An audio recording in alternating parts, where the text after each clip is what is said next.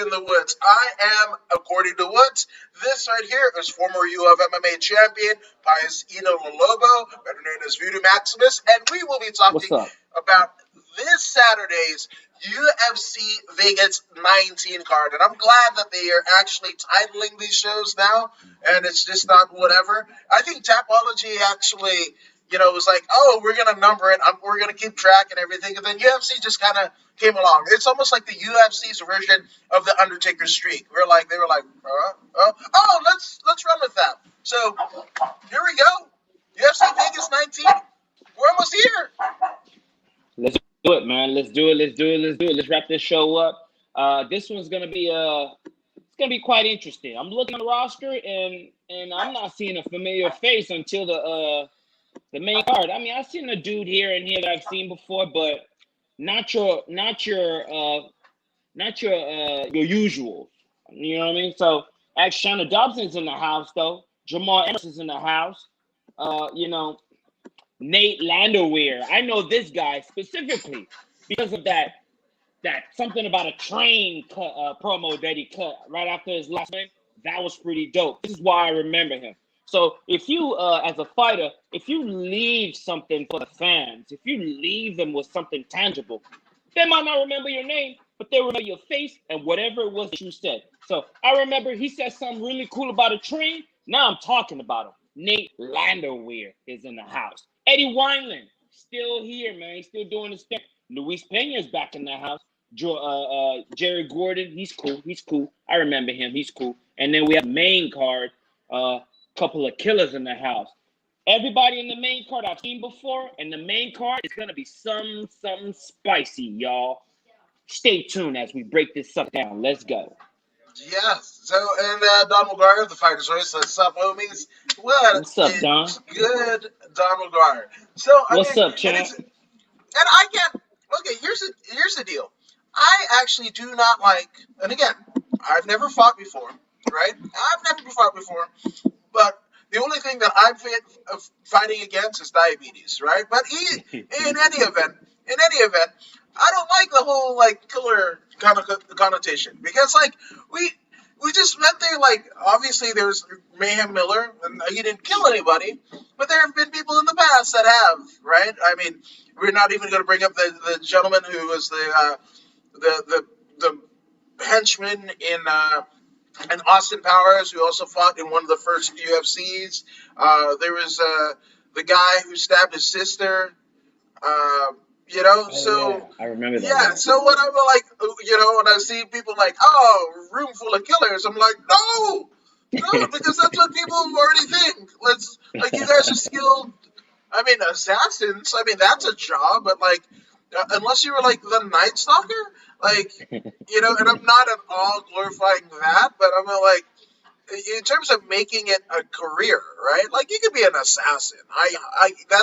You could get a paycheck to be an assassin, right? Theoretically speaking, at the very least, an envelope. But if you're going to get stuffed envelopes full of money, you could also be Adelaide Bird in the Nevada State Athletic Commission, because she can't see shit. But I don't even know what the hell she judging half the time. But so hey, I want to see that they'll probably call themselves skilled.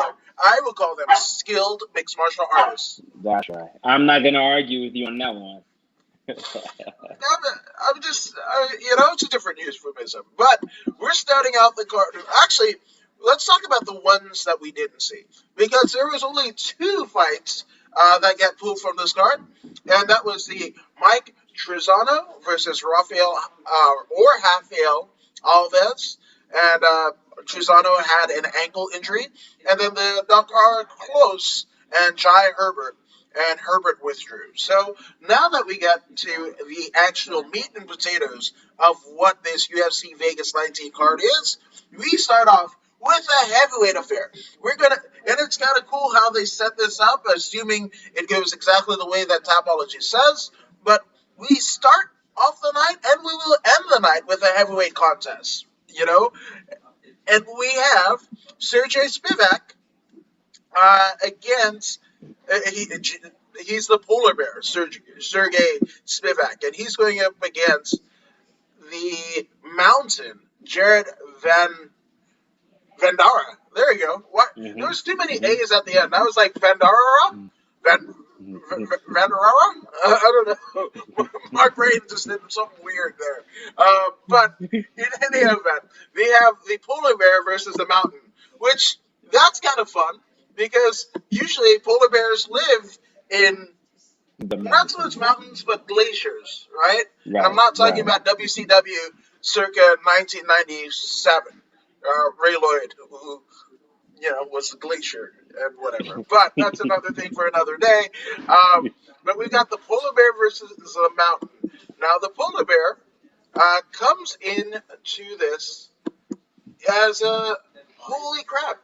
I just found out something. So Sergey Strivak has an 11-2 Yeah. record, and then Mm-hmm. Jared Vandara actually is training at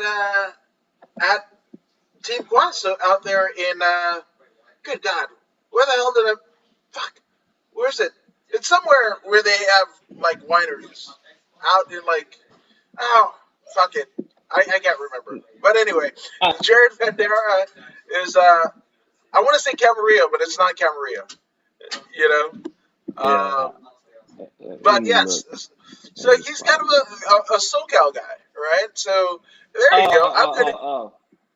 He's out there. Temecula. He's out there with Dan Anderson, huh? Yes, Temecula. That's it. Temecula. Yeah.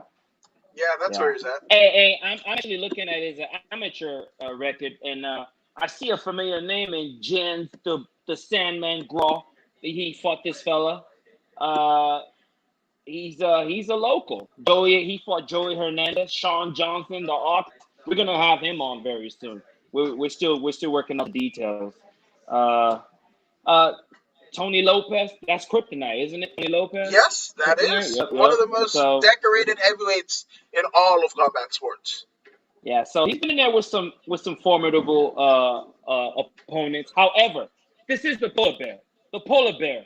I'm looking through his record, man. All I see is first round knockouts. First round knockout. The title on his shoulder. First round knockout. I mean, he's got wins by submission. But primarily, what we're looking for, what he's looking for, is first round knockouts. And understand, when that opportunity arrives, he will be taking that first round knockout. I am giving the polar bear no longer than second round to finish this fight. I like it. Knockout. I like it. Knockout. Now, Don McGuire says only one polar bear homie, and that's R.I.P. Paul Varlins, and absolutely. But I want to say, there's a lot of beast, right? In all weight divisions and all, like literally, you can find a five beasts on any given roster, amateur to pro, in every organization there is. You're gonna find a beast. You're gonna find a monster, right? You're gonna, no disrespect to Kevin Randleman, but it's that, So, but I agree. We got first round KO by one Mister Sergey Spivak, Sergey. Yeah. which is funny because he reminds me of that gimmick on Mad TV, right? Uh, wasn't it like Spivak? It was like a fictional company. They sold razor blades that would slit your throat and all that jazz. I don't know. We were, I want to say it was what's his name, Will Sasso, and then the tall guy on the first couple Yeah. seasons of Mad TV. They would have like Spivak or whatever. No, it was Yeah. Spishak. That's what it is. But that's what it reminds me of. And again, my brain is going in weird places, so I don't know. But I don't remember yeah, that. I never really watched that show for some reason. I don't know. But I know Sasso because he would come to the WWE to play Stone Cold Steve Austin, and he was a damn good Stone Cold Steve Austin too. oh, you didn't even see his stuff with Bret Hart, where Bret Hart Nah. legitimately broke his shit when Bret Hart was in WCW. And I mean, I think it was right after Owen Hart passed away. So like, you Oh. got Bret in a pretty fucking badass place, and he wasn't happy in WCW. So they were like, oh, let's send his ass to LA to fucking do the number one show, whatever. And he just beat the shit out of Will Sasso, which I guess. Hey, I mean, I'm sure. I'm sure Will Sasso took it like a champ, though. Yeah, I mean, there wasn't any standards and practices that were called. So shout out to Will Sasso for playing a good Stone Cold as well as taking a shit kicking from Bret the Hitman Hart. So shout out to you, Will Sasso, and shout That's out right. to Sergey Spivak for this first round knockout that we are pretty damn sure he's going to get in the very first round. And by the way, in this next actual matchup, we have a fella by the name of Ayman Zahabi. Is that a relation to Faraz Zahabi? Because they both That's are Canadians. So we have a Ayman Zahabi going up against Durko Rodriguez. Ayman is 7-2. He's got two UFC back-to-back losses. Losses against Ricardo Ramos, not really sure who he is. Vince Morales, not really sure who he is. So it seems the young man might be on his way out with 3 strikes and you're out. So we will see. His opponent is Draco Rodriguez. And what do we know about Draco? Draco seems like a nice young man from Sioux City, Iowa. So when I'm hearing Sioux City, Iowa on a 3-fight win streak, I'm hearing lots of good old wrestling. And I'm looking at his record. Flawless amateur career. Flawless. So many fights as an amateur. So he's got the basics down. And then he went into the pros and what? 5-5 win streak. He lost to Tony Gravely by knockout in the 5th round. So he's already been in the championship rounds, which is fantastic. So, but he's been the likes of Faraz Muhammad. Very, very funny Farad Muhammad, I should say. He's beaten that guy. The last person he beat was Maina Martinez. Farad Muhammad. Farad. Let me get that. Farad Muhammad. So now, hey, I'm not going against a wrestler. There's no way I'm going against a wrestler. So I'm going against Draco Rodriguez to win this one by some sort of submission or out wrestling his opponent. 3rd round winning. Third round finish. I'm giving him the 3rd round finish on this one. okay. So no, I love your assessment, and but I what I want to know, Voodoo, right? You say Draco or the great Dracolini, as he calls himself. You say that he is from Sioux City, Iowa, right? Yep. So hey, Voodoo, if I were to ask you, where do you think lawyers come from? I have no idea where. Sioux City. You hear all week, folks. Just saying. Just saying. You're coming with fire. Literally fire. Like Alexa Bliss to Randy Orton. Fire. Like Kane to The Undertaker. You thought I was going to say Abel? No, I'm a wrestling fan. I don't know what the fuck. So I'm just saying. So, yes, this is the great Dracolini for the win. Probably, and I'll say, I want to say, like, that's going to be a decision. That's going to be a decision. But it's going to go Draco Rodriguez's name. I mean, way, I would say. But it's crazy because this reminds me of, you know, Zahabi. He comes from the TriStar gym. He has the same name as Faraz, right? He is Canadian. So I'm like, whoa, like Zahabi with all the great, mind that Faraz is, what's up with the brother? Is it like almost like Fedor and I forgot Fedor's brother's name. That's the thing. I forgot Fedor's brother's name.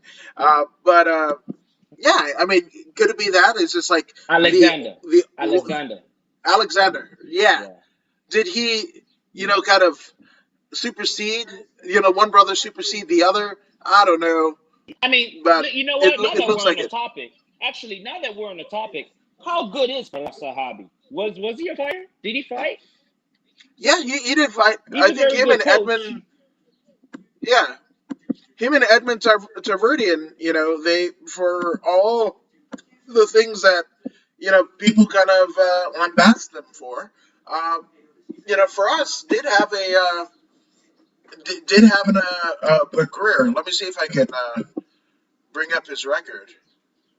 Uh, Why am I going? Oh, give me a second. I guess Take your time. Zah Zahabi. No, so I looked up the Zahabi name. Maybe everything I said was just bullshit then, because yeah, I, I'm in as the only one, so maybe not. Maybe See, maybe he, maybe he had fights in my mind. For us, had fights in my mind, and that's what I was thinking of. well, when it comes to philosophy and all that, I'll give it to Faraz Sahabi. He knows what he's talking about, especially when it comes to not overworking yourself. You know what I mean? Like if your max is 10 reps and all that, do 8, do 5, so you can at the end of the week, you'll be able to do more than someone who's working hard 3 times a week. So I agree with all that. I agree with all that. And he has been coached to great champions. So we kind of attributed championship atmosphere with Faraz Zahabi due to the people that he's worked with. But as far as I know, his brother, if that's his brother, Iman is the only fighter in that family. So, it is what it is. We're gonna move on to Chase Skelly versus Jamal Amers. Chase Skelly comes in here at number 44 in the featherweight division, 18-3. 18-3 Chase Skelly, the scrapper he calls himself. So coming from Arlington, Texas, all them boys from Texas go. They're always going Frozen, big or going home. Huh? frozen. What? Oh, I'm frozen? No, people in Texas. Okay. I thought I was frozen. Sorry, Hey, he's Texas. he's been in there with the likes of Darren Elkin, you know, some formidable names here. I see lots of submission, Dars, knee bar. So like I anticipated, the man's a wrestler slash jujitsu because he's got lots of submission, lots and lots of submission. He has lost by unanimous decision, so he's a formidable opponent. That's what that tells me. But then when I look at Jamal Emmers, he's been in the UFC for some time. The last person he beat was Vince Cachero. Vince Cachero coming off the couch to fight this man on like 4 days' notice. So I don't really give him that victory because the Vince Cachero that I know is the anomaly that I know. He's no pushover. You're not just gonna run over Vince Cachero. So Vince, shout out to Vince out there wherever you're at. He's doing this thing. I do remember this fellow though. I do remember him from Smash Global 8, where he fought Farad Muhammad. I do remember him. So he's all right. He's all right. He's got win over Corey Sandhagen, by the way, back in LFA, unanimous decision. But that was back in 2017, not the Corey Sandhagen that we know today. So this is going to be a formidable match. But unfortunately for Mr. Jamal Amers, I'm going with Chase Skelly because Chase is coming through with some super wrestling. And I see a possible submission in the third round or a unanimous decision victory due to control. Okay. Now, and some people would even call, as you said, Chase Skelly as Chaz Skelly. Um, Okay. some people would even argue, but I'm not that guy. I'm gonna say Chaz, but Chaz Skelly. Chaz Skelly is going up against the pretty boy Jamal Emmers. And again, I know what you're saying about the fight with Vince and what have you, but Jamal Emmers, right? You were talking about Chaz Skelly's wrestling. Well, Jamal Emmers is a part of Pinnacle out there. I want to say not San Dimas, but they're out almost like the high desert, borderline Riverside area, right? And that Pinnacle team has produced none other than former Bellator champion Darion Caldwell. That's where OG Bobby Green's at. And they cross-trade with CSW and the Badger Ben Jones and the rest of the crew there, the Badger crew, right? So to say that Jamal Embers might not have the wrestling, I'm not going to say that at all, right? So again, I'm going with Emmers, not just because he's a friend, but yeah, fuck yeah, because he's a friend. Fuck yeah, you're my Yeah. friend. You do my podcast, I'm picking you every time. So do my podcast, and I'll pick you. Fuck, that's Hey, it. So Jamal Emmers, fucking TKO. He's gonna catch him in a. hey, you know, I'll be honest with you. I wasn't too impressed with his fight against Vince Cachera. You know, Vince coming off the couch on like 3, 4 days notice, man, he should have gone home on his shield, man. And unanimous decision. Come on, man, get out of here with that. Get out of here with that. You know, I'm not impressed by that. So I'm going with Chase. You going with Jamal? Let's go. Let's move it. Let's Let's go. do this. Now Don McGuire says shout out to Voodoo for the much needed phone call. Absolutely, brother, in my walk. Woods, you already fam. Much love, brother. And stick to my day job. I love, it was like, yeah, you're already fam. Stick your fucking day job. Which my day job is this. So what the fuck is that? Tell me. Ah, shit. I gotta recalibrate the whole thing. Fucking get into some cryptocurrency and jazz. What the fuck? Yeah. Oh my god. Bitcoin. Yeah. Bitcoin's pretty up lately. Yes. I wish I had $40,000, $50,000 to fucking just drop, but Right. yeah. Yeah, they say if you would have bought $50 Bitcoin some 10 years ago, you'd probably be $500,000 rich right now. Guess what my kids were telling me 10 years ago? What? Buy What fucking they say? Bitcoin. I should listen to my kids, honestly. Like that's the deal, right? Like I will Mhm. never have a Rottweiler or whatever because, or even a monkey, when those people get their faces ripped off because they bought a baby monkey. Like that's Mhm. just what happens because we were never supposed to um yeah, we were never supposed to be the supreme race, right? Not race, but the species, right? So, you know, I also think like, oh, I'm my kid's parent, but they told me to buy Bitcoin and I didn't. So who's Mhm. really the parent? Is what I'm saying. That's right. That's right. That's I'm right. just saying. Yeah, man.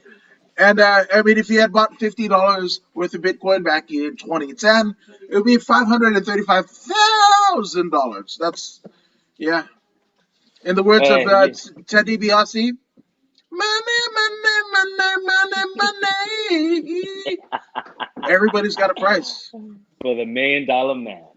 And speaking of the $1 million man, in our next matchup, we have Shayna Danger Dawson stepping in there. Stepping in there against none other than Casey O'Neill. Casey O'Neill. Casey O'Neill. Not to be confused with April O'Neil from the Turtles. Casey O'Neill. Now, Shayna Dobson. Um, currently a losing record. I mean, she was previously on a 2-fight losing skid. Then she fought Maria Agapova, and she Yeah. won that by second round ground and pound. So she's hanging on by a thread. She's hanging on by a thread, but she's coming in there facing a 5-0 Casey O'Neill. The only thing here is Casey O'Neill, though she is a former champion somewhere, and in Muay Thai, she comes from Tiger Muay Thai. So that means her striking is gonna be so good. Now she's coming in there and she smashed everyone. Unanimous decision, rear neck choke, unanimous, second round ground pound. It's gonna be going down. This particular matchup is gonna be a tough one for Shannon Dobson because the folks at Tiger Muay Thai do not play. They do not play. Thailand folks do not play. Look, there isn't much distraction out there. Yeah, Thailand can, it could have a nightlife. But when you're in Thailand, those people don't play with their training. They're very focused. So we have an American versus someone coming out of Thailand, and they're 5-0. So I don't know. I don't know. I think I'm going with the Lady O'Neill for this one. It might not be a knockout, but it will be at least a split decision victory. I'm going with Casey O'Neill for this one. I love the transition that you made. Like, speaking of $1 million man and two female fighters. I love it. Yes. Hey, I couldn't make a connection, man, so I just had to keep on moving, man.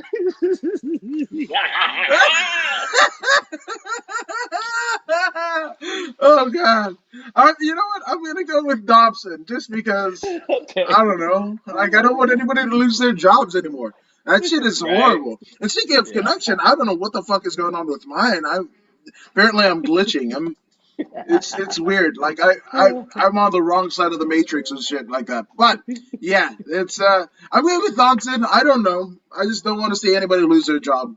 So Hey, that's the only reason. I can feel you on that, man. I can feel you on that. But understand, Shona Dobson's been in the UFC for quite some time. This young lady, Casey's just coming in. She's going to want to make an impression. And the UFC put Shanna Dobson in there with her for a reason. Shanna with a losing record. So understand, Casey's going to shine bright come Saturday. She's going to shine bright. Okay? Now, on the next one, we have Rafael Alves versus Pat Sabatini. Pat Sabatini. Rafael from Brazil. Rafael is a former champion of some sort. He comes from MMA Masters. And when we look at his record, Rafael's been, he's been doing good for himself. He's got a winning record. He's on a, what, 5-fight win streak right now? He's beaten the likes of Guillermo Miranda, Diaz Nazarov, Felipe Douglas, Alejandro Flores. I mean, he's got very good submission game, and he's also got knockout power. So understand that he's going to be coming in there to utilize his jiu-jitsu prowess. And if he has to, he will knock you out if he has to. But then he's in there with Pat Sabatini. Pat Sabatini sounds like an Italian fella, but he's coming out of NPR Endurance MMA. NPR Endurance MMA. And when we look at his record, it's almost flawless. He's lost to the likes of Robert Watley. He's lost to Jose Marisco, split decision. And, he's been on a 3-fight. No. He's been on a 2-fight win streak since. He's beaten Jordan Titoni from CFFC 84. And he's also beaten Jess Stern from CFF 91. Knockout, armbar, well-balanced individual. This is going to be a legit MMA fight between two. Yes, most indeed, Mr. McGuire. AKA Thailand is pretty dope. They do not play out there. The AKA Thailand, Tiger Muay Thai, all them boys out there and gals, they do not play. They come to smash folks. So I'm a big fan of how they operate out there. However, when we look at this particular matchup, in the featherweight division, I don't know. I think I'm going with Rafael Alves in this one, just because he has more experience. He's had losses. He's had wins. I'm going to go with Rafael Alves to win this one by split decision. They're almost evenly matched, but this one right here, it's up in the air, man. I can't really decisively pick who is going to win this one. But if I had to guess, I'm gonna go with Rafael Alves to win this one by split decision. It's gonna be a war. I almost want to say this one will be a possible fight of the night candidate. That's my guess. What do you think, Mr. Woods? I'm going with Alves. Because You too? yeah, unanimous decision, fight of the night. I like that. Yeah, it's going to be a war between those two because, 19-9, 13-3. One's from Pennsylvania, number one in Pennsylvania versus the lightweight number one southeast of the U.S. So it's gonna be fun. So let's see what happens. But that's our first pair that we agree will be fight of the night. First pair that we agree. Possible fight of the night candidates. All right. I'm with you on that. Yep. I'm with you on that. Yep. But moving on, we have Julian Erosa. Juicy J, he likes to call himself Juicy J. Juicy J is coming from Yakima MMA, Yakima, Washington. Uh, he's had a lengthy career. He had one amateur bout, and then he went into a straight win streak until he ran into Drew Brokenshire. He lost to Drew, but he came back against Jason Geibels. He beat Geibels, then he lost to Lee Morris. Then he went back on another win streak until he ran into Artem Lobov at the Ultimate Fighter Season 22, in which he was severely knocked out in the first minute of the first round. Artem does his thing. He's got lots of experience. But he came back against Marcin Wierzowski. Split decision. He lost to Terutsu Ishihara. Second round knockout. You know, he's had a lengthy career. He's done his thing. The last person he actually beat was at Cage Sport 60, someone who I've lost to in AJ Bryant. He choked AJ Bryant in the first round of their bout, 4 minutes and 31 seconds. Sean Woodson was the last person he beat with a Darce choke, and then we have Lathan. I believe the Train. That's why, See, when you leave an impression on your audience, something is gonna stick. And with me about this character right here, Nathan Landwehr, Train stuck in my mind. It turns out that's his nickname. So there you go. The last person he beat was Darren Elkins, unanimously. When you're beating the likes of Darren Elkins, understand that this man is coming to this bout with some true skills. He lost to Herbert Burns, knee in the clinch in the first round in 2020, January of 2020. But he did come back with a victory, and now he is here. So now we have Julian Erosa, young, versus the Train. You know, I like the Train so much, I don't care about the stats. I'm picking the Train to win this one, man, by exciting unanimous decision. What say you, Sam? Yeah, I mean Landwehr. I even though Landwehr has one of the weirdest hairstyles, I don't even know if you.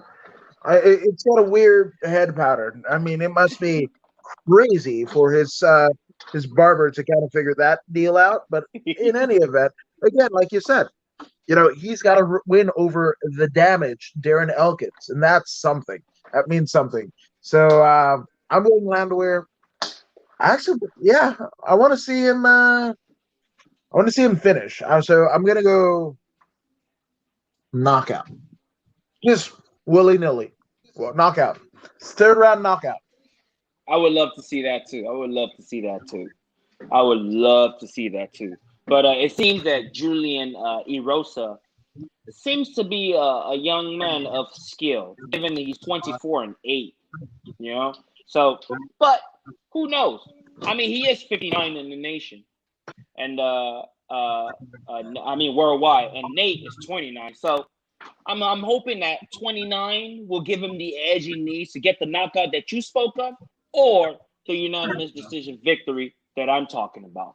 But either way, we're looking for an interesting matchup between these two. Most definitely. I like it. Most definitely. So we got up next, which I mean, if there's contestants for fight of the night, this one will be a contestant for most boring. I need to go take a shit during this bout fight, and that would be Dakar Close against Violent Bob Ross, Luis Pena. And you know, unfortunately, even with an 8-3 record, Luis Pena is not the most exciting fighter. Like the most interesting thing about him is the fact that he looks like Bob Ross from what is it, public access TV, right? The educational TV shows or whatever, right? That's the only thing that I can tell you about Luis Pena. Could I tell you about any of his wins? Any of the 8? No. I know he's been there for a while because I remember going to UFC 199 and everybody being excited to see him on the undercard of that fight that ended up being Bisping and Luke Rockhold, but Mm-hmm. it wasn't great. Like I remember being in the beer line and people were like, "I can fight better than the hairy fool," and that's it, and that's kind of been it. And again, yes, he's won since then. They haven't been exciting. Like I can't tell you one thing. I can't tell you about one memorable interview that he's done. He's done absolutely nothing to separate or differentiate himself from anybody in that division or the UFC. Right. So for that reason, I'm going close, and I actually hope he submits Luis Pena because Luis Pena does rely on his grappling. We just saw last week where I mean, a purple belt in jiu-jitsu was KO'd and submitted. Well, not KO'd, but knocked out. No, not knocked out. I mean, he clipped him and then submitted him. Right? We saw that. So I Mm-hmm. want to say that Dakar Close is actually going to. It's a unanimous, unanimous. Nah, okay. So his last KO win happened on the regional circuit back in 2015, right? And Mm-hmm. other than that, it's just been unanimous decision. Outside of the fact that he lost to Benil Dariush, a contender Mm-hmm. for last year's, knockout of the year. I mean, Mm-hmm. who can get that, right? Mm-hmm. He beat Christos Giagos, our friend, beat Bobby Green, beat Lando Venata. Those are all big Mm-hmm. names, but unanimous decision. So I'm going to say it's dark close, unanimous decision. But again, like I said, this is one that isn't going to be all that much exciting. They're just going to Mm-hmm. do their thing, and by the end of the night, you'll forget this fight even happened. Yeah. Um. Unfortunately, I have to agree with you. I have to agree with your stance because looking at their record, it seems they are only interested in win and they are willing to do whatever it takes to get the win. So the good thing is they are bringing forth good wrestling, good submission. They're bringing forth an MMA prowess, which is what I really enjoy to watch MMA in the cage. Well, I don't hate anyone, but I don't like it when supporting tools become the most dominant tool that wins the match. Like supporting cast should not be receiving the Oscar for the leading role, if you know what I mean. Hopefully that makes sense.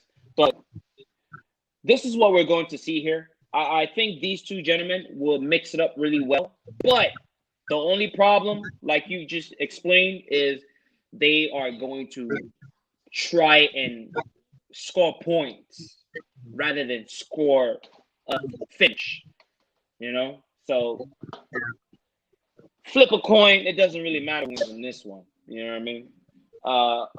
Victory to whichever is deserving. So who did you pick? You picked Dracos Yeah, Claus? Okay, I'll pick you guy just so we don't have to pick the same people. I'll pick the other guy, Luis Pena. I'll pick Pena to win this okay, one by I split like it. decision. Yeah. Yeah, and it literally could go either way. It's just, Mhm. well, I know one thing that'll happen is we might be asleep by the end of this fight. That is almost, I almost bet the house on it, pretty by the much. way, by the way, there is a fight in the bantamweight division with Eddie Wineland versus John Castaneda. John Yes, Castaneda. Eddie Wineland, sexy Mexi.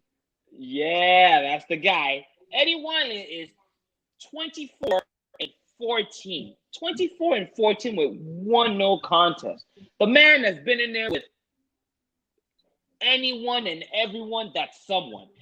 I mean, he's been in with Barral, Brad Pickett, Joseph Benavidez, Uriah Faber. I mean, the list just goes on and on and on. He's been around since the days of WEC. You know what I mean? WEC. If you know about the WEC, then you understand that his contract was acquired by the UFC when they bought out the WWEC and brought all the boys over. All the 155ers were brought over from back then.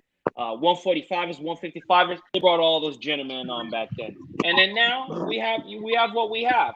The very last person that he lost to was Sugar Sean O'Malley.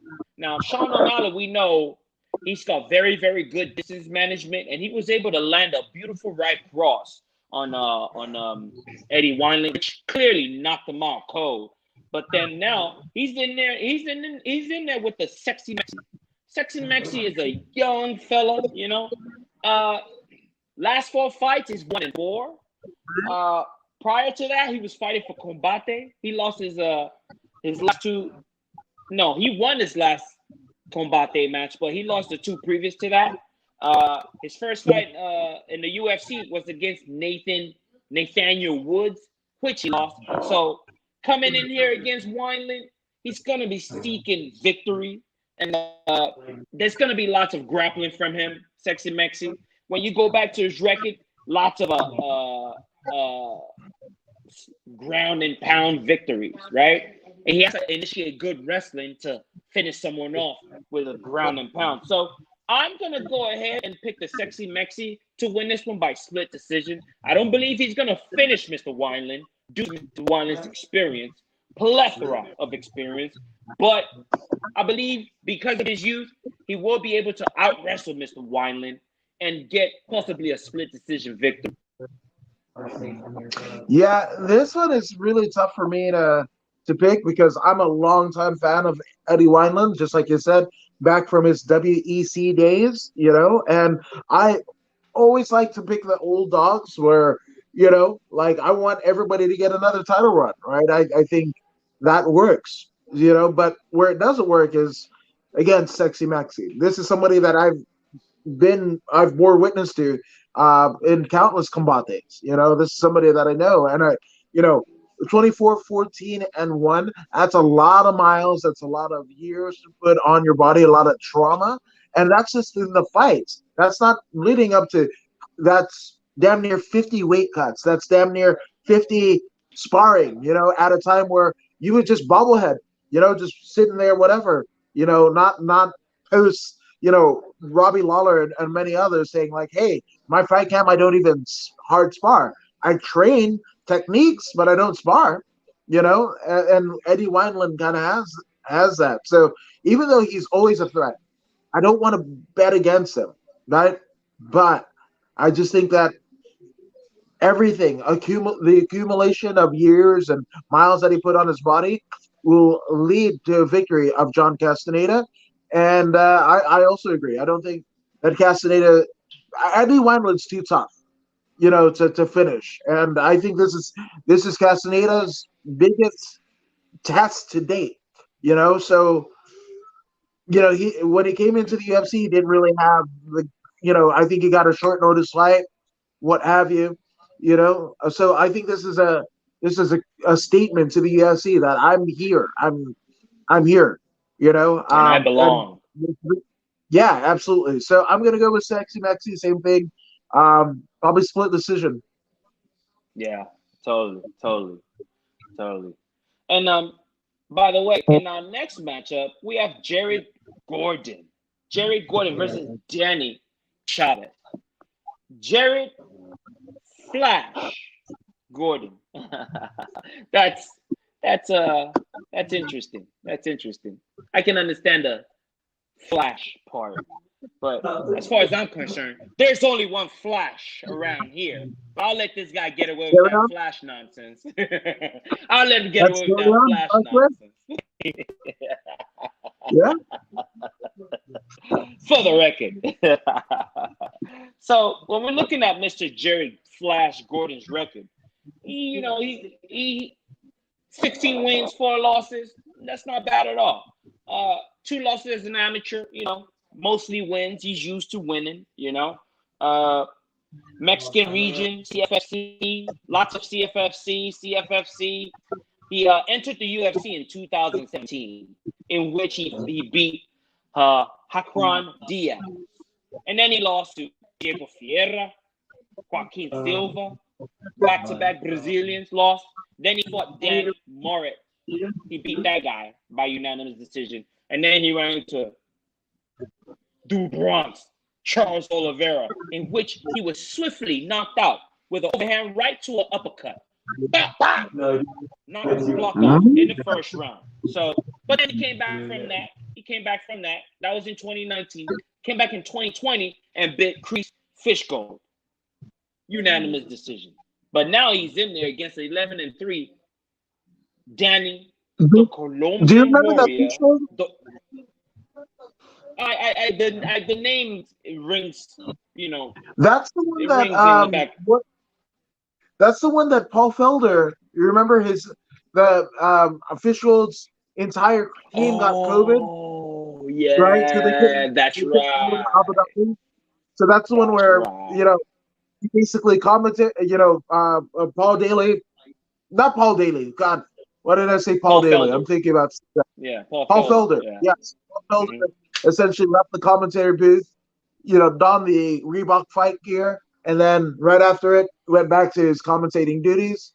So one of the hardest working people in MMA is one Irish Dragon, Paul Felder. But Most deaf. that was Most deaf.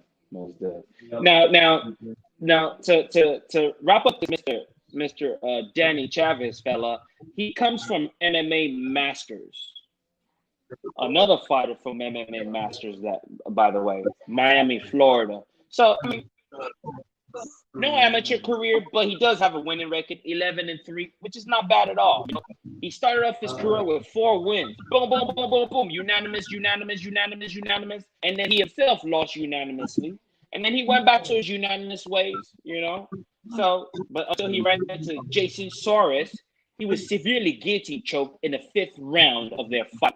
And then he ran into Adi Alec, unanimous loss again. And then now 4-5 win streak. He's found something. He fought in Shogun fighting, knockout. He beat the guy. He fought Piper Vargas, knockout. He fought Dylan Calla, Global Legion, knockout.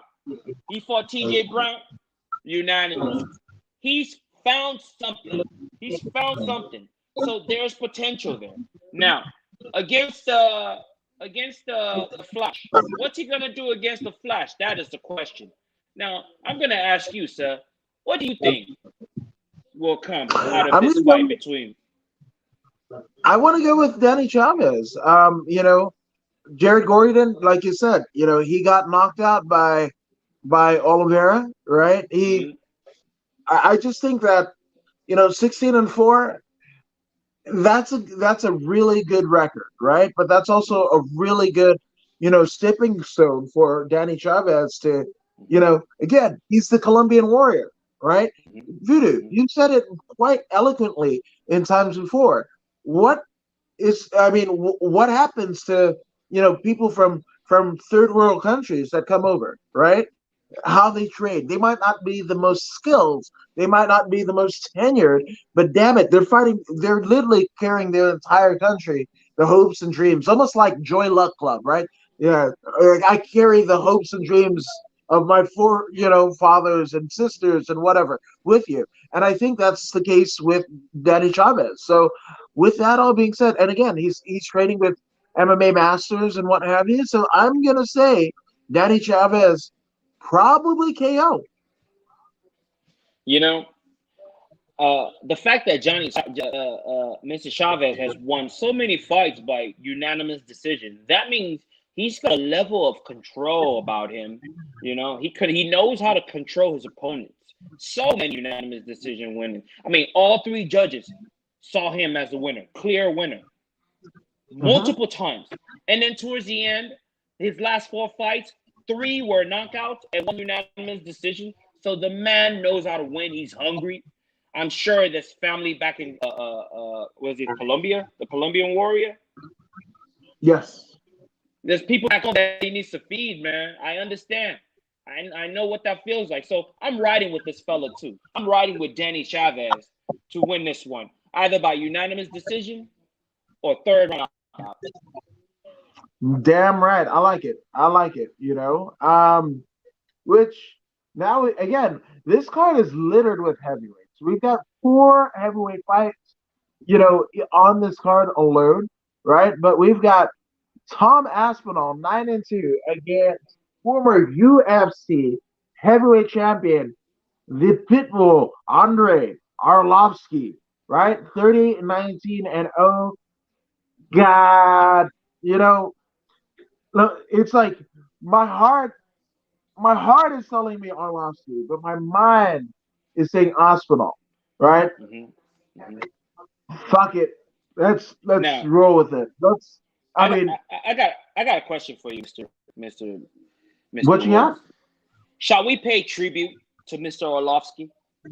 You think he's deserving of tribute right now? Well, we're on the back end of what happened to Alistair Overeem in his quest for UFC gold, right? Yeah. Fuck, man. Again, it pains me. It pains me to do it, but I'm going fucking Tom Aspinall. Yeah. Yeah. When you look at the young man Tom Aspinall, I mean, even though his opponent is an accomplished UFC fighter, Tom Aspinall, not much experience. Not much. Well, he's got some experience, but when we look at his amateur career, it was flawless. It was a flawless amateur career, and then he just started starching fools. He did run into a heel hook of a one Stuart Austin heel hook, high level striking, free flow type stuff. When you're landing the heel hook on someone, understand that the skill level is really, really high. This is back in Bama, by the Especially way. as a heavyweight. And he recovered. He recovered and went back to his winning ways, in which he knocked out his next opponent. But then lost again. Illegal elbows. So he didn't really lose. He was disqualified. And, his opponent was given the victory. But then he went back to his winning ways again, in which hey, look, with this kid, it's kill or be killed. You're either going to hit him in the head with something similar to a hammer, the heel, knock him out cold, or you're going out. Every single individual that the man has faced, with the exception of Sean Kenny in amateurs, which was a unanimous decision, every single one has gone out in the first round. No later than the second round. First round. The last time we saw him, well, the first time I took notice of him was against Jake Collier, in which he dismantled Jake Collier with the most beautiful free flow dismantling. Oh, I don't have the words right now to really express what I'm feeling, because the man is a savage. He will come after you with all the tricks in the books, all the striking tricks in the book, and he will take your head off. Now, Andrei Arlovsky is a UFC veteran that has been in the UFC since 2007. Yeah, he lost to Rico Rodriguez way back in the day. No, 2001. I take that back. He's been in the UFC. No. He's been in the UFC since 2000. 2000. Yeah. This is 2021. Well, I mean, so there was that time he got released. Yeah, he was gone for a while. But he's a UFC veteran of 21 years. You know what I mean? He's been in Pride of Champion. Actually, that's UFC. But the man has fought the who's and who's. He's been in there with Tim Sylvia. He's been in there with Pedro Hizzo. The leg kicks on that guy. He's been in there with that guy. He's been in there with Rico Rodriguez. He's been in there with Vladimir Machuchenko. I believe that's the janitor, right? He's been in there with Paul Buentello, Tim Sylvia. Fabricio Verdun, Ben Bosro, the last emperor, Fyodor Emelianenko, Brett Rogers, Antonio Bigfoot Silva, Sergey Karaturno, real life killer. Anthony Rumble Johnson, when he went to heavyweight. I'm not even going to mention that guy's name. Frank Mir, Stipe Miocic, Alistair Overeem, Josh Barnett, Francis Ngannou. The list goes on. Tui Tuivasa, The list just goes on and on. Jardino Rosenstruck. I mean, the list goes on. However, Andrew Arlovsky is a very good boxer. He kicks. He kicked a lot back in the day, but now I just don't see that dynamic striking necessary to compete against a Tom Aspinall. Aspinall's got elbows, knees, everything. Aspinall is going to knock him out severely, no later than the second round. Yeah, yeah. I mean, I might even say first round, and I hate to say that, but sometimes you have to put, I mean, a dog down, right? Um, when prospects aren't looking good health wise, right? And I'm not talking about his physical whatever, but he's from Belarus. That's a strong people. That's a very strong people, and I think it would have to him be kind of excommunicated, by way of a release from the company. That that will be the only determining factor for him to hang it up. So this is a Yeah. mercy kill, and it pains me to say it. Hey, I've literally got an Arlovsky figure in my case here. So it pains me to say, yeah, first round knockout, Tom Aspinall. Tom Aspinall is such a dangerous human being. I'm praying that Mr. Arlovsky does not go away on a stretcher. That's facts. That facts. That's super facts. But this is a particular fight that we might see exactly that because we have Nasruddin Imavov, right, against Phil Mhm. Hobbs, right? They're going into the octagon on Saturday night. We'll have identical records. Identical records. Nasruddin, who's from France, and Phil Haas are both 9-2, right? Of America, Mhm. both 9-2. Mhm.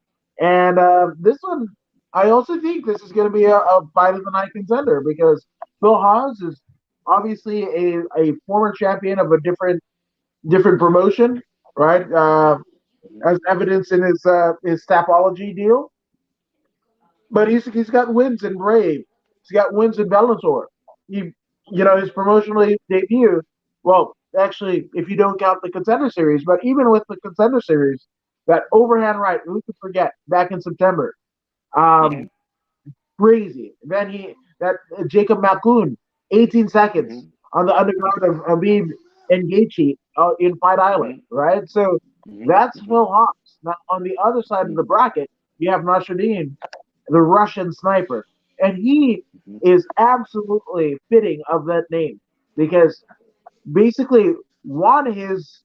I mean, he has a win over in a promotion called Devil's Cage. He went to face the devil and came away with a rear naked choke win over Francesco de Montis, right?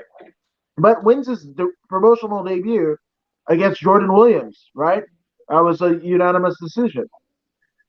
Ooh, I mean, there's a key lock in his arsenal. There's rear naked chokes. There's ground and pound wins, punches, and what have you. Oh, but I'm gonna go with Phil Hobbs. Just saying. Hey, when a man names himself Megatron, you gotta pay attention. You gotta pay attention. Megatron for a reason.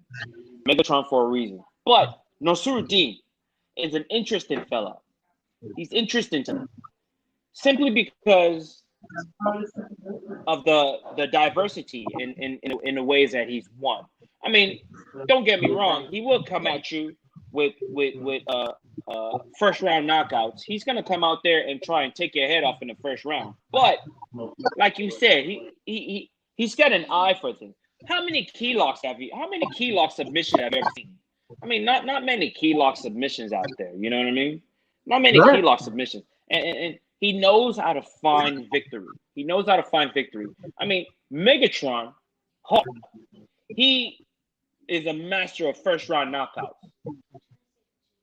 This man, the sniper, also is a master of first round knockouts. So bring it. But he's bringing diversity to his. He's bringing rear naked choke, key locks, ground and pound. So he's got experience working on the ground. Not to say that Phil Horst is not experienced on the ground. I'm not saying that, but when we look at his ways of winning, Doctor Stoppage head kick, he seems to be more of a striker than anything else. I mean, he's been in the Iowa Challenge, so he's got experience against great wrestlers. But something draws me to this Russian. Something draws me to this guy. So I'm gonna go with Nasruddin Imavov for the upset. I believe he's going to upset Megatron. He's not going to fight Megatron the way Megatron is expected. I'm guessing he's going to utilize lots of wrestling, lots of that Russian wrestling, handcuff and all that stuff. And depending on how the Hawk responds will determine when he gets finished. But no later than third round submission. Nasruddin Imavov, the sniper. I see submission out of him. Yeah.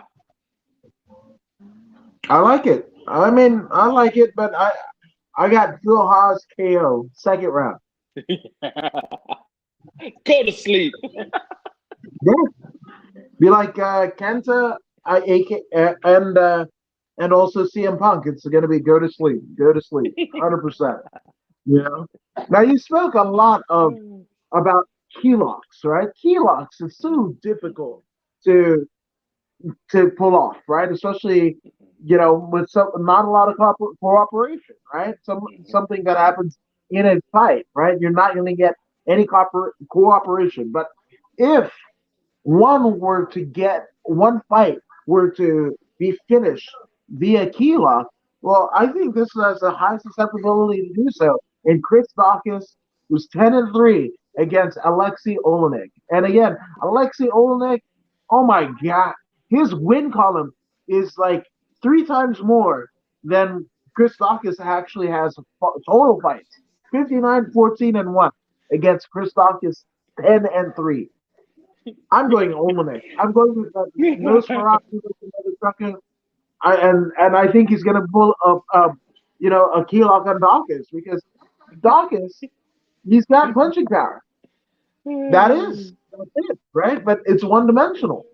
And I'm not saying he's a one dimensional fighter because he does have I mean, no, it's all no submissions. It's all he lost by Americana back in 2019 at CFFC, right? So that was the main event deal, right? So he's very susceptible to slick grappling, and that's I mean, you can't have slick grappling by definition without basically bringing to the table one Alexei Olenek, who again, 59 wins, right? A lot of them. I mean, it's the boa constrictor for goodness sake. He's just very strict, very hard to figure out. He's susceptible to strikes, obviously, as we saw with the Derek Lewis fight in August of last year. But the thing about it is, Dawkins isn't the striker that Derek Lewis is. So I'm going to say Olenek for a submission victory. And that'll happen no later than the second round. Yeah. So, in regards to who's going to win, I'm not disagreeing with you. The boa constrictor has more losses than the young man has wins and losses combined. So the experience factor here is just overwhelming. It's overwhelming. So for the young man to beat the boa constrictor, Chris Dawkins, for him to win, he needs swift footwork. And I do not believe he's got that. I do know he's got power. I mean, most heavyweights has strong power, but he doesn't have the type of skill necessary to put away Alexei Olenek. So I'm also going with Olenek to win this one. Of course, no later. It could. You know what? I'm going with second round submission as well. Second round submission. It's gonna be one of these arm triangle. No. I mean, no. And the reason why I say I think that Dawkins is gonna fucking try, and he's gonna not follow a good pace. he's going to try and go for the knockout that first round, and going into the second round, he's going to be gassed. Which again, he's barely going to be able to keep his hands up. Olenek is going to take him down, and it'll be all she wrote because there's not much most heavyweights can do when Olenek gets you to the ground. Especially when he has overwhelming experience over you. Good luck.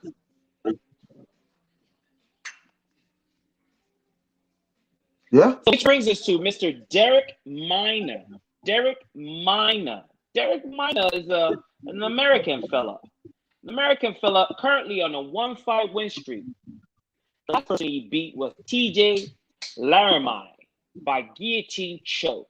He himself was recently rear naked choke. So he's got lots of submission type process. Rear naked choke, knee bar, guillotine choke. He's a grappler by trade. The man is a grappler by trade. His very first amateur win was a rear naked choke. So he's bringing a whole lot of grappling to the table, which is fantastic. But then he's going in there against Charles Rosa, Boston Strong. What do we know about these Boston fellas? Coming from American top team, by the way. What do we know about these Boston fellas? Boston folks like to use these hands. They like to throw these hands. And yes, he's very familiar with submission himself because I'm looking here. It says armbar, punches, a triangle, Peruvian necktie. Ooh, my favorite. Anaconda choke. So he himself is very well versed when it comes to submissions. But Derek Minor is coming in there with an intense grappling game. Though Rosa is going to be able to defend himself in an adequate manner, and he does have an equalizer, power in his hands. I'm not sure that Rosa will be able to utilize his striking game because Derek Minor is going to be overwhelming with his pressure, with his grappling pressure, and he might not get the submission, but he will get the split decision victory over Charles Rosa. Yeah, I agree. Just Derek Minor's, finishing rate as well as his record. There's a reason why he's number ranked. I mean, he's on the upward swing. I think there's holes in Charles Rosa's game that need to be fixed before he goes on a major run.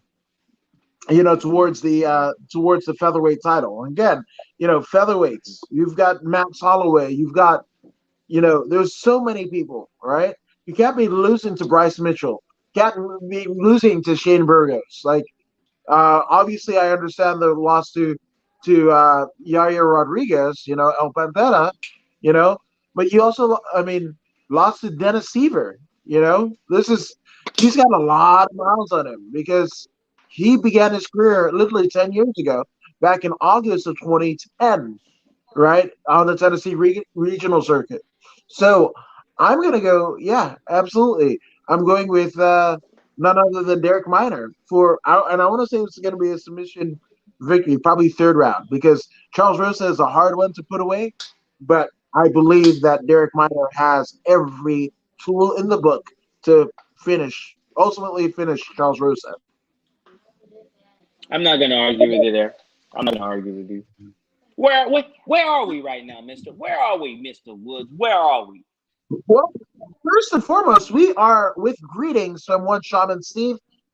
Shout out to Shaman Steve. Miss you, dude. Greetings, gentlemen. Greetings to you, Shaman Steve. But we are at the coming events of the evening. As we have Caitlin Vieira, 11-1, near perfect record for phenomenal. And she's going up against Invicta veteran Foxy Kutskaya, which, if you've seen her fights in Invicta, this is somebody that went up against Chris Cyborg, right? This is somebody. Well, that happened in the UFC, but Yunan Yu and Fight Spirit Championship, lost to Tanya Evinger, back in Invicta. Yeah, I mean, had a very short Invicta. I mean, literally two fights with Invicta, and then she gets called up to the UFC, and faces Chris Cyborg in that first of what I believe it was for the title. I want to say it was for the title. But yeah, she faces Cyborg. Yeah, it was like a first round KO for the title for the women's featherweight title. So she's got that. Um, Now Caitlin Vieira again, damn near flawless, 11-1, right? And most of her victories have come, oh good. She's a former uh, champion in Mr. Cage, wins over Sajara Eubanks, wins over Kat Zingano, Sarah McMahon, Ashley Evans Smith. Okay, this one's easy, but I want to hear your take, Voodoo. There isn't much to say. There isn't much to say. Uh, if you don't, just go ahead and go to Tapology, folks, and check out Phenomenal, Caitlin Vieira. Check out that neck and understand why I'm choosing her to win this match. It's gonna be a lot of grappling in this match. You will see some striking. You will see some striking, but when it's time to steal around, phenomenal is phenomenal for a reason. And by the way, the only reason she's not undefeated right now is because she ran into a left hook of Irene Aldana. She didn't see it coming. Yep. It came from left field.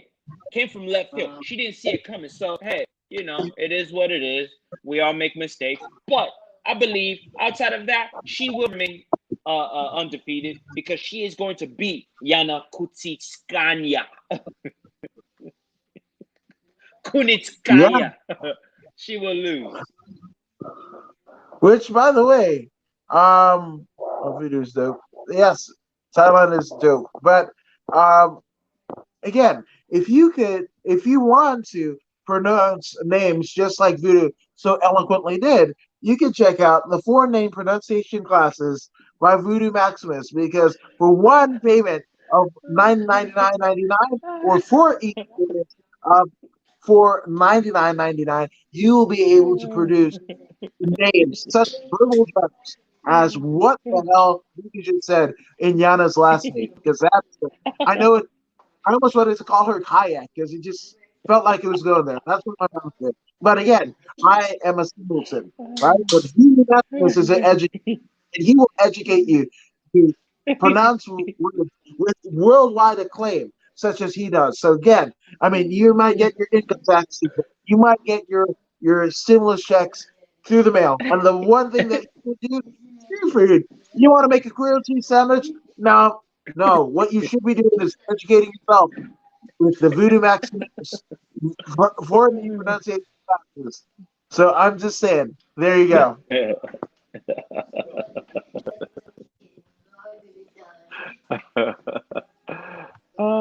Stay in school, kids.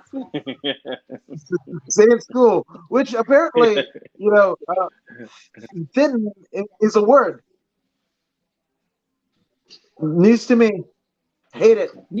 But so is supercalifragilisticexpialidocious.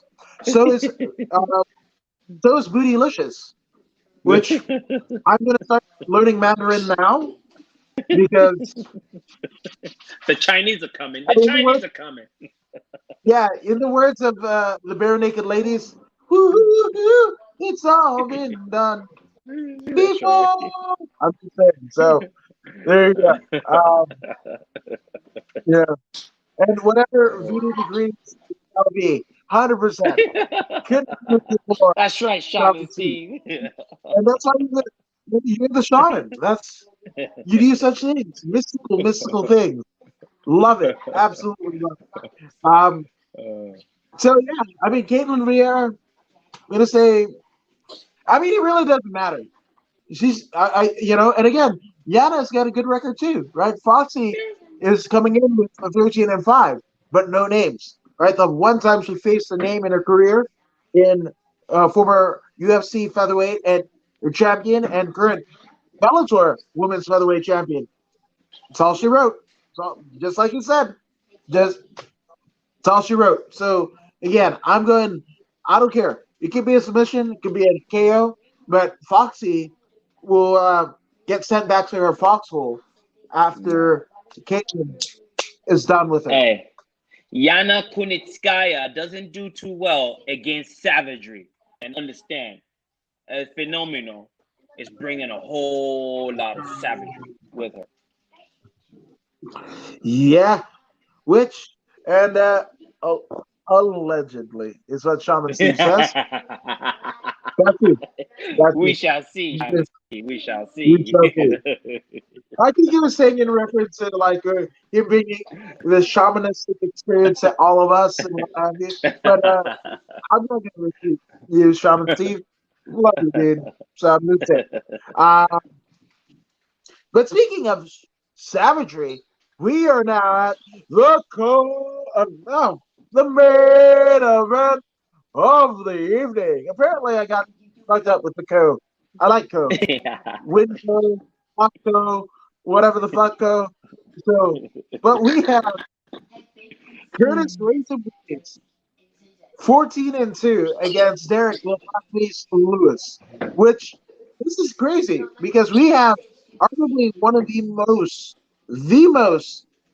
entertaining, charismatic heavyweights in the UFC today against somebody that Dana White has said, hey, you don't want to play the rules? Cool, bro. You're going to be teaching judo in a fucking strip mall somewhere, wherever the fuck you are. Those are facts. Those are facts. So I want to hear your take on it. I have an interesting take, but Voodoo, much like Shaman Steve says, whatever Voodoo decrees, it shall be. So break us down, Voodoo. uh, when we look at the current situation, we have Derek Lewis, aka the Black Beast, coming from Silverback Fight Club. The man is entertaining, like you said. He's been in there with some very good folks, very very good folks.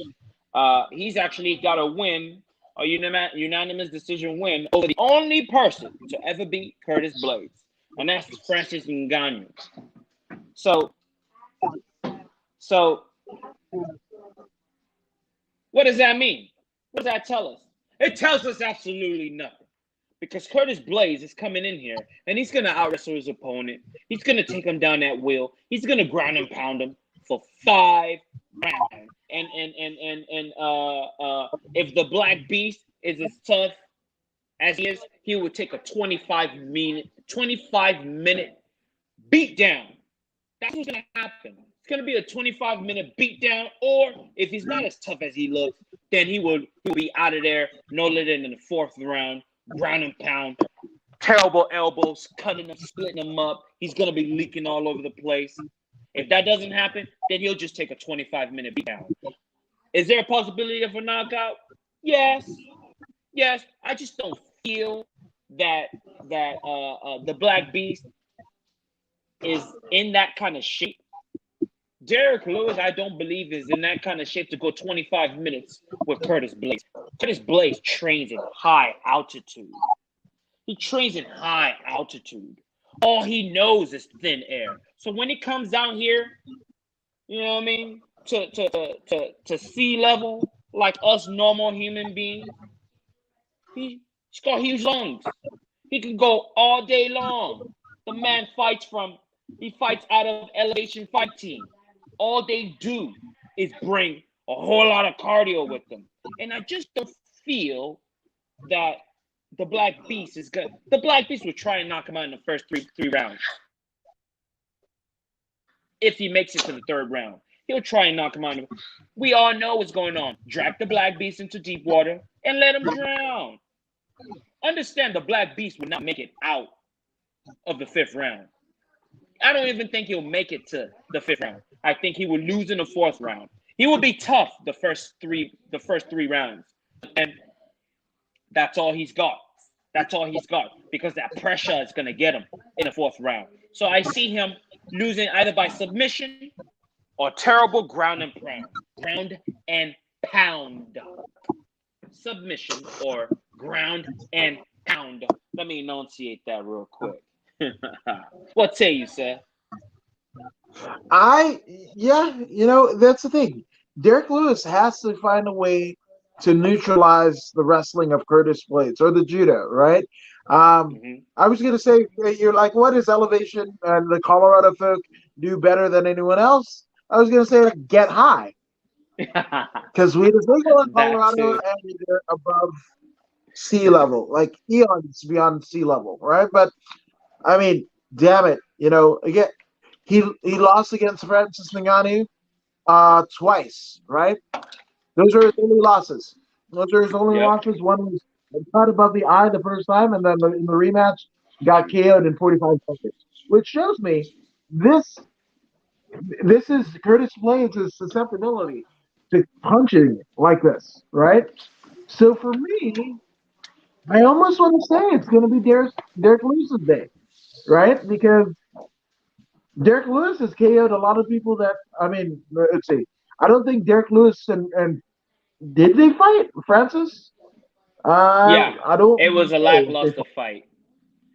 He fought Derek Lewis fought. right after he lost to Stipe, so he was very reserved. He was a little bit too reserved. He didn't really pull the trigger.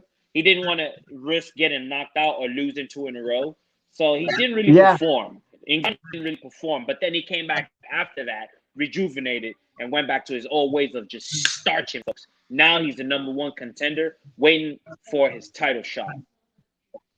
yeah. I'm going fucking Black Beast. I'm going second round KO. It might even be first round KO because that's what that's what he's got. Like he has to do. And again, you know, uh, one Curtis Razor Blades is susceptible to power punches, and I mean again, there's the power puncher, much like I think Derek Lewis is a little bit more refined than Francis Ngannou. And yes, of course, Curtis Blades is a different fighter than those two losses to Francis Ngannou. But again, the time in between that those losses happening, right? Curtis Blades was a different person the first time he faced Francis Ngannou, right? And I mean, Francis Ngannou was like Sid Vicious. He was the ruler, the master of the world, master of the universe, right? But that was in 2016. They Then Mm-hmm. he goes on a win streak that includes Mark Hunt, Alexei Olenek, Daniel Omolanchik, and Alistair Overeem. Then 2 years later, again, the growth in 2 years, right, goes on a win streak and still loses to Francis Ngannou, right? So for me, I believe that Black Meats Derek Lewis is even more of a technical striker and more of a power striker than Ngannou was at both points. Now he said, and like I said, I was like, I don't like killers, I don't whatever. No, Francis Ngannou is a fucking killer. Like that. I got a question for you. There's I got a Yeah, question for that's you. it. That's I have a it. question for So you. I have go a ahead. question for you. You are in the cage, and there's two options. Which is more terrifying to you? Looking across the cage and seeing the Black Beast, or looking across the cage and seeing Francis Ngannou? Which is more terrifying to you? Nagano, Nagano, for sure. Nagano. So that plays a lot into the outcome here. Will he be afraid of Mr. Mr. Derek Lewis's power? Yeah, he'll be mindful of it, but I don't believe he'll be fearful of Derek Lewis. I believe that he's going to look at Derek Lewis. He's going to see a fat dude with a whole lot of power, a fat dude that thinks he's funny with a whole lot of power. When he looks at Ngannou, he sees a chiseled god of man of war. He sees just just a mountain of terror. You know what I mean? So there's a slight fear there. Fear factor is there. But when it comes to the other guy, he's not so scary. Yeah, he's dangerous, but he's not so scary. And he's got a time limit to him. 3 rounds max, and he's done. You know what I mean? And Ngannou went 5 rounds with Stipe Miocic, the champion. That guy's scary. But this guy's fat. He's not so scary. He's dangerous, but he's not so scary. He's the scariest man on the planet. And when you, Yep, that's what Thomas Lee uh, says. hey, if I was to choose one opponent, I would choose the fat guy too. Yeah, But here's the fact of the matter, right? The last Hmm. win that we saw out of Blackbeast Smith Lewis, we were impressed. I think we said Yeah, it on this we're radio always gonna with be his impressed. physical defense, with his cardio. Like Yeah, he's yeah, the person, you know. So yeah. I mean, We're always again, gonna be Alexei, impressed. Mhm. Ilir Latifi. You remember how fucking scary Ilir Latifi was Yeah, with his knockout? Latifi doesn't have the wrestling prowess of Curtis Blades. Curtis razor sharp elbow blades slice you up like Alistair Overeem. He was hitting him and blood was splattering off his face. You know what I mean? That's how sharp Yeah, this fella is. And I don't believe he's afraid of Derek Lewis at all. I think he feels deep inside that Derek Lewis is a joke. I mean, I just saw him in an interview with Ariel Alhani, and he thinks this man is a joke. So he's coming to the cage with a level of confidence. And the fact that he doesn't fear him, I mean, it could be a double-edged sword, but it's a great advantage when you have confidence going into the cage and you're not already afraid of your opponent. You know what I mean? So we shall see come Saturday. We shall see what happens. yeah. I don't know. I still got Lewis. I still got No, no something doubt. tells me, something tells me, that, he's been controlling his diet. He's been working on his cardio. He's been working on his takedown defense. The last two fights, I did the level. I thought he was a one trick pony. Almost like LeVar Johnson, right? Like that's almost what I saw in Derek Lewis and what have you. So the fact that he's like what is it, number six, number eight in the world, something like that, right? Where the heavyweight division has never looked scarier, right? True. Of course, you got TK, which that may or may not be scary, but I mean, you've got John Jones waiting in the wings. You've got, there's a litany of others, that are gunning for it. You got JDS still there. You've got Volkov. Yeah, it's fucking scary, and it's even more technical, right? Submissions, knockouts, and whatever amongst heavyweights. So that's why I'm saying, like, the fact that he's evolved to this point. That's why I got Black Beast, and not to say that Razor Blades does, but you know what? He weirds me out. His flat top ratio to the beard and the part and the teeth. It's weird to me. It's weird to me, and it's the head shape. He's he makes me feel like like he's the missing link, like he's shaped like Cro-Magnon or whatever. For some reason, whatever. But again, also, this is somebody that was belly aching when Brock Lesnar barged into the cage after the DC Stipe fight. Why am I not getting a title shot? Yeah. I guarantee you that Derek Lewis has made more money off of my boss was hot T-shirts and Popeyes, right? Endorsements than Curtis Razor Blades has ever done teaching judo, being a judoka in the UFC, and all of the fight purses and whatever. And again, you can round all that up, shine it up real nice, stick it And sideways, turn but it it solid.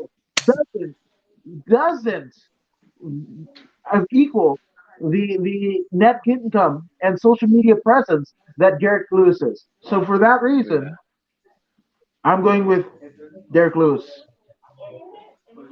I can dig it. I can dig it. That's gonna be a But hell of a promo when he wins, though. yes, it's gonna be. It's gonna be, and I look forward to it. I look forward to hearing them speak.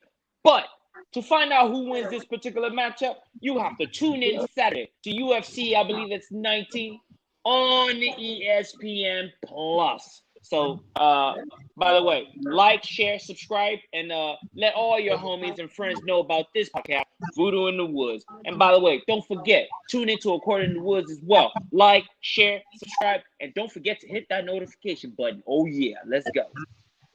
Oh yeah, and shout out to LFA because LFA 100 will be on UFC Fight Pass tomorrow night just to get your whistle wet on your way to UFC Vegas 19. And then also, in addition to UFC Vegas 19, we have Josh Barnett's Bloodsport 5, headlined by none other than John Moxley against, oh, who, son of the British Bulldog, grandson of the great Stu Hart, Harry Smith, who, spoiler alert, will be on this very on the According to Woods tomorrow at some point. So there you go. And then we'll be talking to in a few short hours Super Beast, who takes on the Grizzly Cal Jack.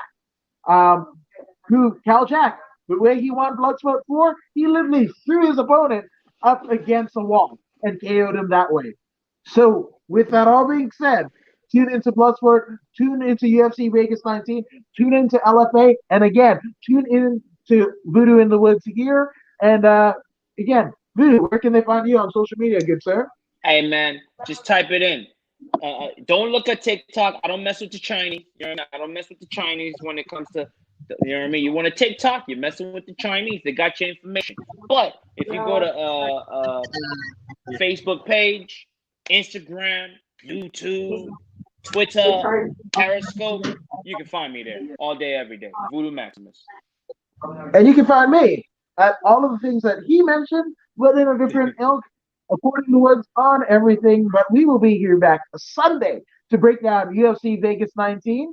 And again, thank you guys for joining us. We are not fighting my logo.